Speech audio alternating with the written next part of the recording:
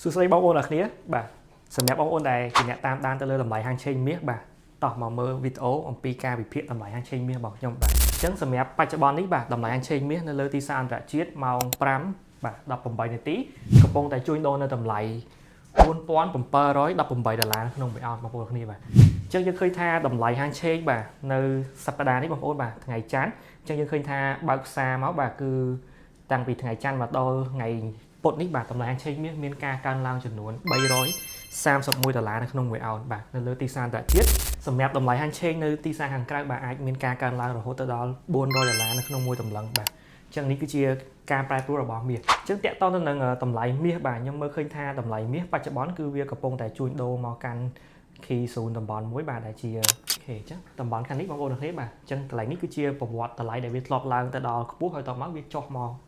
ច្រើនបងប្អូនដោយសារតែកាលហ្នឹងគឺបញ្ហាសង្គ្រាមនៅមជ្ឈមបូព៌ាបាទដែលរុញច្រានឲ្យតម្លៃប្រេងកាលហ្នឹងកើនឡើងហើយតម្លៃមាសមានការធ្លាក់ចុះបាទហើយបច្ចុប្បន្នយើងឃើញថាតម្លៃមាសកំពុងតែជួញដូរទៅកាន់តម្លៃហ្នឹងម្ដងទៀតហើយបាទអញ្ចឹងចំណុចមួយនេះបាទគឺជាចំណុចដែលសំខាន់បើសិនជាមាសនៅក្នុងសប្តាហ៍នេះបងប្អូនបាទបើសិនជាវាប្រេកតំបន់ហ្នឹងបាទដែលនៅចន្លោះតម្លៃ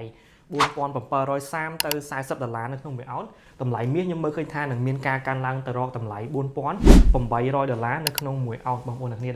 ដែលជាតម្លៃមួយបាទដែលជានឹងមានការ save off មកវិញខ្លះឬមួយក៏យើងគិតជាតម្លឹងបាទគឺស្មើនឹង$5,783នៅក្នុង1តម្លឹងតម្លៃនៅលើទីផ្សារហាងឆេងមាសអន្តរជាតិបាទហើយតាក់ទងទៅនឹងតម្លៃមាសបាទខ្ញុំមើលឃើញថា flow របស់វាបាទបច្ចុប្បន្ននេះគឺវាមានទំនោរកើនឡើងបងប្អូនបាទបើយើងគូសជាឆាតដើម្បីចាប់ទំនោររបស់វាបាទគឺយើងឃើញថាបច្ចុប្បន្ននេះមាសគឺកំពុងតែជួញដូរស្អាតមែនតើបងប្អូនឃើញបាទគឺកំពុងតែរត់ទៅនឹងទំនោរឡើងបងប្អូនបាទមាសបច្ចុប្បន្នកំពុងតែជួញដូរនៅទំនោរឡើង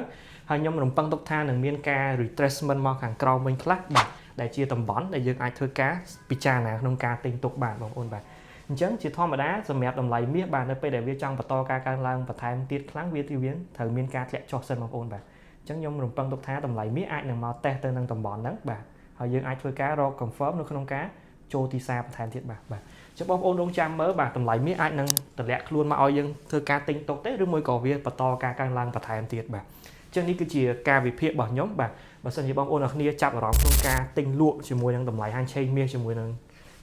ខាងក្រុមហ៊ុនរបស់យើងបាទកុំភ្លេចធ្វើការតំណងមកកាន់ Telegram ដែលពួកយើងដាក់នៅខាងក្នុងវីដេអូនេះបាទអញ្ចឹងអរគុណអ្នកនរគ្នាសម្រាប់ការទស្សនាវីដេអូរបស់ខ្ញុំជួបគ្នានៅការវិភាគ live ក៏ដូចជាវិភាគតម្លៃហាងឆេងមាសនៅក្នុងវីដេអូបន្ត